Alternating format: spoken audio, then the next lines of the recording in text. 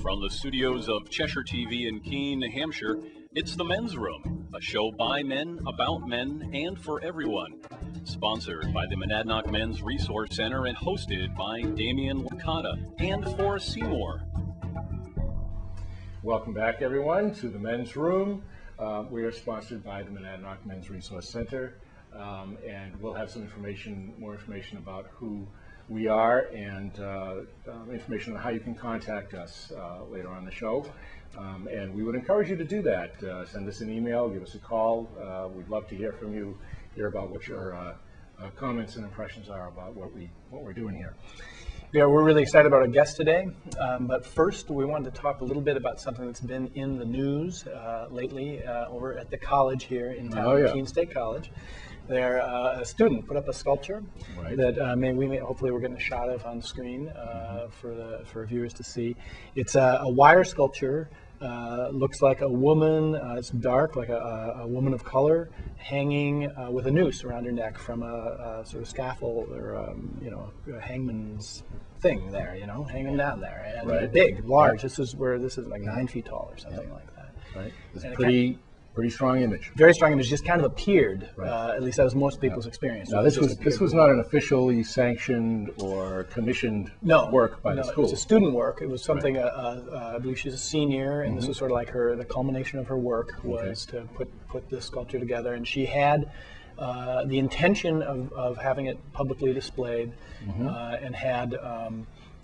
Sort of gone through some channels to do that. It's fairly routine, I guess, for the seniors, sculptor students to do this. Display their work on campus. Right, and she had gone through some of the channels, but sort of at the end, it seems, from what I gather, that she kind of just decided to get it up there without getting that final approval. Yep, and from what I understand, this sculpture was not up for very long. I think maybe like 4 hours. It was 4 hours. Just one morning. Right, and there was, and in that period of time, there was a lot of strong reaction to it. As you might imagine, as we said, it's a pretty strong image. Not the least of which was the response from the president of the school herself. That's right. Yeah. That's right. As a black woman from Alabama, for her, I think it was very evocative, and I haven't spoken with her about it. But that's my understanding, is that she found it to be offensive, from what I could tell. Right, and some people got together and they talked about it, and they said, "Oh my goodness, we're going to have to take this down," and it was down within a couple hours. So I understand. Right. And I think there were other people who were concerned about it. I mean, there were people who were very upset by it in the moment. Who were walking by and saw it, and it was very upsetting. There were groups of small children from the child care center who were brought by, and the teachers, from what I gather, were didn't know what to do, how to explain this. The students were curious, what is this thing? Well, this is kind of one of the problems I have with this whole event, is this idea of explaining it. And if I'm not mistaken, one of the major issues around this was that she did not put a expected plaque next to this work that would explain the work to people, so they would know, they would be able to say, okay, that's what this is about. I understand. And to me, that's what it would have. Yeah, and to me, that's not what art is about. I mean, art should be confronted on its own terms, and people react to it as they react to it, or it doesn't need some explanation. Yeah. So, what would you say to these children who go by, or to the teachers who have to explain this to children? I mean, how would you? I think it's a great teaching moment. I think it's a great opportunity for kids to understand the power of art, to understand how it can evoke feelings and emotions and thoughts, and to say, encourage them to talk about, this, go home, talk to your parents, talk to your teachers about what you saw, what does it mean? I think it's a great opportunity for them to understand what art is really about. Well, one thing that this art was definitely about was, the artist's explicit intention was to raise issues around violence towards women, and she did that. And she there's always efforts at the college to address violence against women and violence issues in general. But in one swell swoop, she managed to get people just riled up. There's huge conversations going on. There's a big forum, people talking about this. There's the intention of there being ongoing discussions next semester. Obviously there's a lot of work and time and effort and thought went in on the artist's part, but the actual moment, the display, was a mere few hours, and there are have been many, many hours, days, weeks, and probably months of conversation. That will, and that's the power of art. I think it drew a lot of people into this conversation who would not normally have been involved in it. Yeah, and I think it says something about. I mean, it reminds us about something about our society that these images push buttons. Image of a woman being killed, image of a black woman or a woman of color being killed. Absolutely. Yep. So I think it was a great success. Kudos to the artist. I'm glad that she did what she did, and hopefully maybe we can get her on here to talk a little bit more about what her intentions were. Okay, let her have a break. Let her have a little vacation over the break time, and maybe we'll get her. Okay. All right, we'll do that. So we have our guest today is. Which we should move on to. We're very excited to get to talk with Larry Colby. I'm sorry. Rewind. No, Larry was last week. This is the Larry show. I mean, we have so far two. What's my name? We maybe have 3 Larrys on within the first few months. We'll see. Yeah. Larry Welkowitz, who received his BA in psychology from Middlebury College and his PhD in clinical psychology from the University of Hawaii in 1985. He's a former clinical director of behavioral medicine at Columbia University's Medical School and a research scientist in the Department of Psychiatry at Columbia, and is currently a professor of psychology at Keene State College and co-founder with Dr. Linda Baker of the Aspergers Resource group. His current research interests are autism and Asperger's, anxiety disorders, and the use of technology to advance new ideas in psychology. He also does a weekly radio show on WKNH, which is 31.3 FM in Keene, and has a regular podcast called Aspergers Conversations on the web, which I think you can get to if you just Google Aspergers Conversation. Larry, welcome. Well, thanks for having me. I'm way impressed. Wow, that's a mouthful. And I am so impressed by the two of you. I just want to thank you for doing this. And I was thinking while I was listening to you talk that both college radio and local cable access are one of the last bastions of free speech. I've told you that earlier. And I think it's great that you're doing this. You're doing it on your own time. And it's uncontaminated by corporate money, which is great. Right. That's right. So, pure, unadulterated comment here. I just want to say about the event on campus, since I'm part of the college campus, but I feel a little disconnected. I didn't see the piece of art, that I think you were right on spot about it. And the college recovered. I think the end of the story is a good one. I'm not so pleased with the beginning of the story and the sort of quick, forced takedown of the art, and I agree with Damien. Although in a way, I mean, that just raised the profile of the whole thing. It did. It makes a great story. If everybody just walked by it, That's right. We wouldn't be talking about it today. I heard this woman yesterday morning on New Hampshire Public Radio, the young artist. The story's been picked up by the AP. This might be a national story, and I think she did just what art is. She accomplished what art is supposed to accomplish, which is to provoke and to make us think and talk. So I think it's great. The idea about a description of the art to go with the art, to put it in context, is nonsense. I mean, we wouldn't ask Picasso to do that for Guernica or Jackson Pollock to do that for, the stuff where he throws paint against a canvas. They would laugh at you. But yet we ask a college student that she has to explain her art. Well, let us explain it. Well, and I think if there'd been a plaque, I don't think it would have made a difference. No. People still would have walked by. They still would have had the same reactions they have.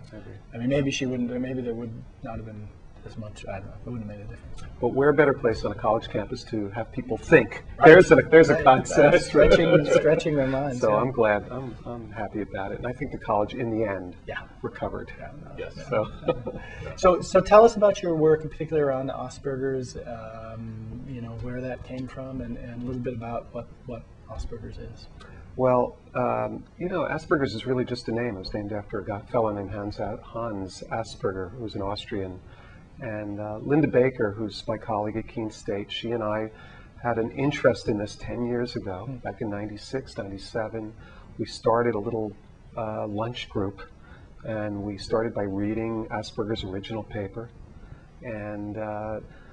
And we started to meet each week just to talk about Asperger's and high-functioning autism and related issues. And what happened was, across time, the lunch, brown bag lunch meeting got too popular. We had to shut it down. We had too many people in the room.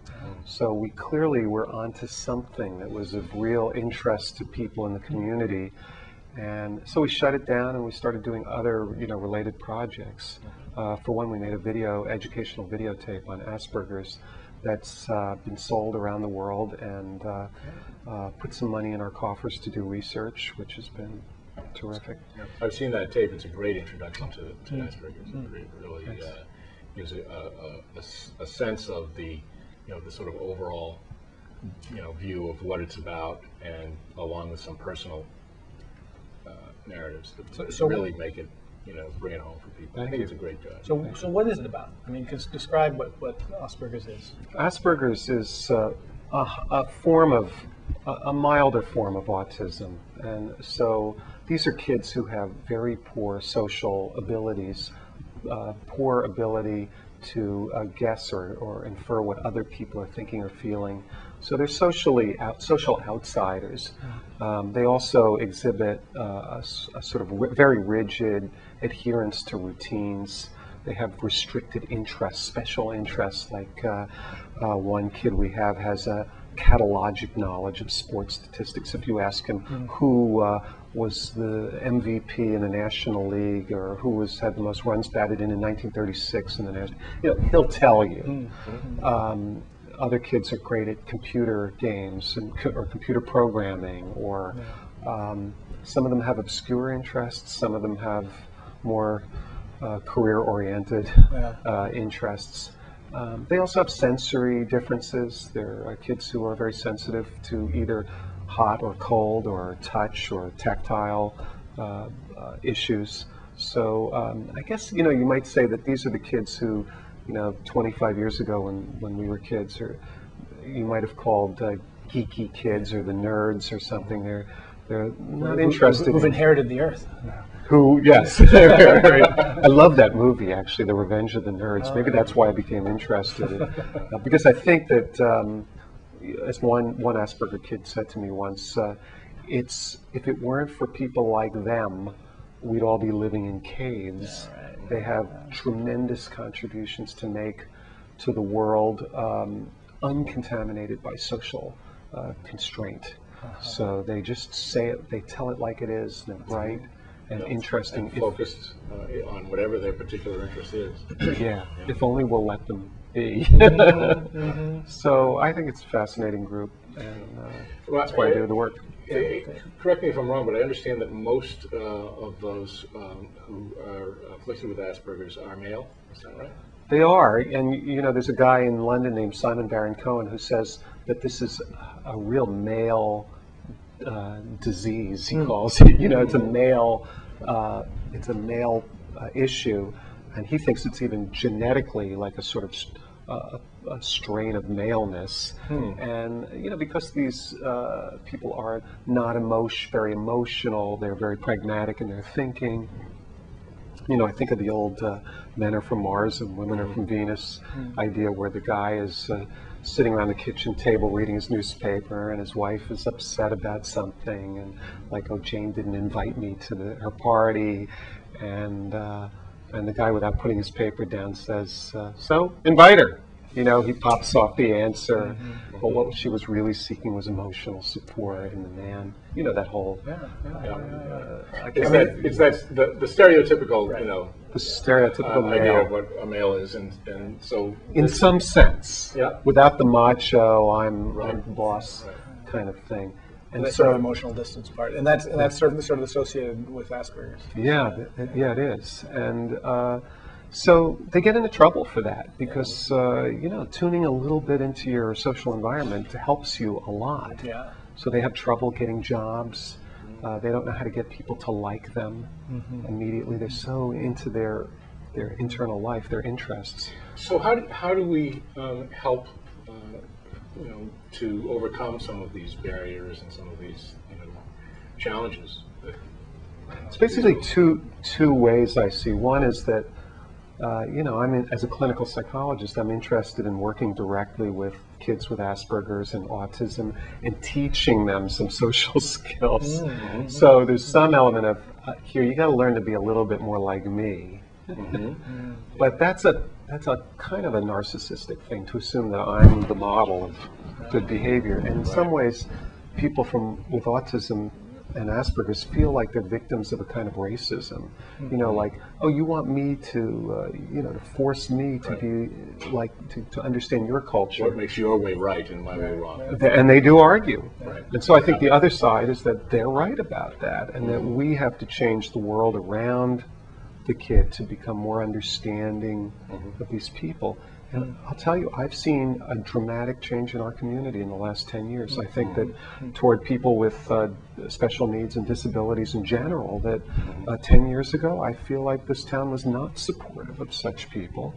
And I think we're getting better. Well, we had the Americans with Disabilities Act, which helped. That's helped. I'm not sure the date exactly, but that was like 10 years ago or something. That's had a tremendous impact. I just think Keene has stepped up a bit, and I see people being, they seem to have more knowledge, and I think the more you know these kids, the more you'll find ways to like them. Now, there is sort of an irony in here, though, because the work of the Monadnock Men's Resource Center has to do with, a part of it has to do with sort of helping men be able to be a little more relational. You know, sort of saying, yes, indeed, it is important to be a little, maybe a little more connected to what's going on with you, connected to people around you. Putting value on that and saying, yeah, let's go that direction. And men get in trouble because they don't have those kinds of skills. And yet there's also sort of, there's a part of what you're saying is that for some people who, maybe in this case they have this diagnosis, but nonetheless they're saying, hold on, why do we have to play by those rules? I still want to be a man, for example. Don't tell me not to be a man, yet right. At the same time, you need to learn to be a little bit more tuned into the social world around you. I think that's right. And one of the things that I've been very enamored by, we were talking about before we went on, at least I was talking with Damien before we went on the air, was teaching men with Asperger's, young men, how to date and how to have, how to pursue romantic relationships. And one of the things I've stolen from are the old Antioch sex rules, which was started by Antioch in Yellow Springs, Ohio. Antioch Graduate School. Antioch University. Actually Antioch College, it was called back in Ohio. And they had rules for how to pursue sexual relationships on campus. And the hallmark feature of this was that you had to obtain consent at every level of advancement. And this hit the front page of the New York Times in like the late 80s or early 90s. This was huge news, and everyone thought this is a terrible thing, scripting how people had to have sex. And it went something like, hey, would it be all right if I kissed you? And you can imagine so on down the line. And the idea was obtain, don't proceed unless you get a yes. Right. And I don't feel badly about talking about this to even if teenagers and young people will hear this, because I think it's something they should learn. And having done this with kids with Asperger's and autism, and Damien, you and I talked about this because you said, hey, that sounds like a good idea for a lot of the men the men who don't have Asperger's. That's right. And it's not, and I think the point is that you don't, if you ask, in a sense, you don't have to necessarily guess. You don't have to be that tuned in if you know enough to ask. I mean, you can't. Right. We're not asking men. I don't have to ask directions. Now I have to ask if I can, where I can kiss you. Well, what the thing is, you don't want to have to be a mind reader either. And I think that in many ways, I think it seems to me this can take the pressure off of having to do that. I think that for a lot of men, particularly men who are not well versed in being able to be cued in to what particularly women are feeling. Don't do so good with what each other are feeling. But you just ask. Ask, and you don't have to guess. Well, and there's another piece to this, and working with people around sort of preventing men's violence is the whole legal side. It's like if it's not like crystal clear that you have consent to have sex with somebody, as a male in particular, you are putting yourself at risk of being accused of rape. And get that out on the table. And our kids with Asperger's are accused all the time in the high school, for example, right here in Keene High School or Monadnock High School, of stalking girls, and it's not their intention to stalk, but they don't get it that they need to move in a stepwise fashion. You know, so one girl is nice to them, and they're following them around, and they're not getting it that it's not okay. So you're right, asking, and you know, if you extract that or apply that to little kids in the playground. If you go over to, you know, the Franklin Elementary School playground and you watch the kids who are successful will ask questions like, hey, what are you playing? Can I play too? The kids who are unsuccessful are the kids who make statements. I know what you're playing, give me the ball. Those are the kids nobody likes. Right. So it starts at that very young age, and it's so simple. You know, so I don't want to beat this idea to the ground. Simple, but not so simple. Ask the question, and I hope, you know, that people who don't have Asperger's will think about that too. And yeah, you should ask directions. What's that about asking directions? I was lost in Brooklyn the other day. I was trying to get to the Brooklyn Bridge. I stopped every half a block. Oh, good for you. You know, am I on the right direction? Yeah, just keep going. You know? I don't want to miss the Brooklyn Bridge. You know? Sometimes I feel that. I think that, you know, that kind of reminds me that you know, this idea about asking for directions, that sort of like the running joke about that. Right. You know, it has something to do with I think, you know, not wanting to look like they don't have the answers or they're not in control in some way or another. And it reminds me of how on, for example, college campuses, there's a difficulty often getting men to come in for example, counseling services or asking for help when they needed asking for extra help.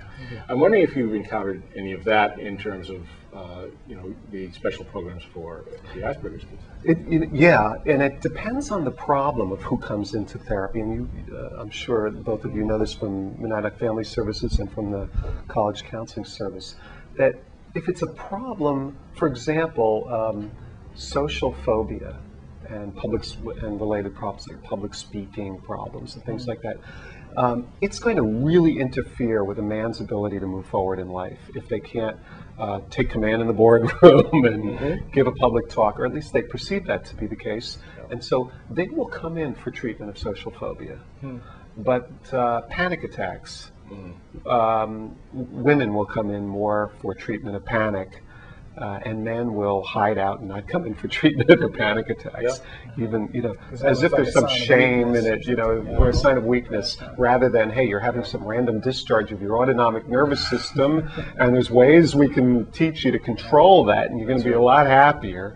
But no, they'd rather hide out. So there's with kids with Asperger's, rarely will the Asperger kid himself you know, walk into a counseling center. They usually have to be dragged, kicking and screaming. And I think that they believe that they're not going to be understood. Why would Forrest, who works at the counseling center at the college, are you still at the counseling center? Yeah. You know, why would he understand me? And they might see it as an invasion of their privacy to talk about these things. But I think that we're helpful to them. There's a general orientation too that's different, I think, for men around the whole issue of feelings, the whole sensibility of talking about what you're experiencing internally. Back when I was at school, I know that there were not nearly as many men, for example, enrolled in the psychology programs, in the classes that are around psychology and so forth, as there were women. I assume that's still the case. Is that true? It's about 95% women in my psychology classes. Well, and overall, at colleges, where like percentages of like 30 or 65% women overall, 35% male, just in the college population. It's pretty amazing. Yeah. What's your explanation for that? Do you think that has to do with comfort around the whole issue of feelings? Do you think it has to do with how people in that field are generally paid, opportunities in that field? What do you think? I have no complaints about how I get paid. I figure it's fine. I have a small practice. I do some consultation. I feel well paid by it. It is true that when women enter a field, there's data to support that the monies stall. How much you get paid. Women get paid less than men in our society. And so the influx of women has probably lowered our overall salary. For example, what I make per hour in psychotherapy is the same as what I got paid when I got my degree in 1985. It has not gone up a nickel. So it was probably too high in 1985, I guess. Is that a direct result of women being in our field? I'm not sure. It's happened in other fields, though, isn't it? I mean, in other fields that are, certainly in medicine and nursing and in teaching. Yeah. I mean, teaching used to actually be more male-dominated, decades ago. Yes, centuries ago. Maybe it's true. When women should all be home, baking bread, working. I think that's the answer. I think really they're just messing it up. He's joking. I think that they need one thing that would be advantageous for women to do more of is pound the table in their own interests. I mean, pound the table. When I came to Keene State and I heard they were going to give us another 2% raise, I said, when are we going on strike? And someone grabbed me by the shirt and said, can't go on strike. Oh, there's my microphone. Sorry. They said, you can't do that. It's against the law to go on strike as a state employee in New Hampshire. And I had come from New York, and I said, so what? I mean, if 2%, let's go. So, but I think women, in the last 10 years have ramped it up, and they're the head of our Keene State College faculty union now is Rosemary Giano, and she knows how to pound the table. Took you through some negotiations. She just took us through some negotiations, right? So she did a good job. So we're getting towards the end of our time. Yep, that's right. So I'd like to thank you so much for joining us. This is great. I hope you guys keep doing it. Yeah, it's been a pleasure having you. We'll have you on again. I'll have to get a television set. Yeah. And cable to go with it. Yeah. So we have just a couple minutes left. And wanted to talk a little bit about the drop-in support group for men that we offer, which is on every Sunday night at 25 Roxbury Street in Keene. It's in the Life Arts Center. It's set back in the parking lot. There's a parking lot right next to Obashan's Hardware. And at the back of that parking lot is a building, one-story building. At the top, there's a little sign that says Life Arts Center. And Life Art folks have donate the space for us to use. Nice some couches. And very generous. Thank you, Life Art. Yes, indeed. And the group starts at 7 o'clock, goes until 9. It's a drop-in group for any man who wants to come by. That's right. They just arrive a few minutes before 7, come in. They can, it's an open discussion, no obligation to talk. The point of the group primarily is to be able to come in there, talk about whatever's on your mind, talk about your experience as a man. We talk about fathering issues. We talk about work issues, money issues, relationships. You name it, and it's a safe place for men to be able to get together and without judgment and get support from other men. And no commitment. That's right. Drop in means drop in. That's right. You show up one Sunday, you don't have to show up again. That's right. You can show up every Sunday or whatever you want to do. That's right. And you might see around town some of our brochures for the group. You can grab one, or give us a call. Our number should be on the screen soon, if not right now. And our number is right at the bottom here. It's 1-866-WOW-MMRC, which is 969-6672. That's 866-969. And I want to let you folks know that if you call that number, you will get a voicemail system, but we get back to you very promptly. Yes, indeed. So, another successful show.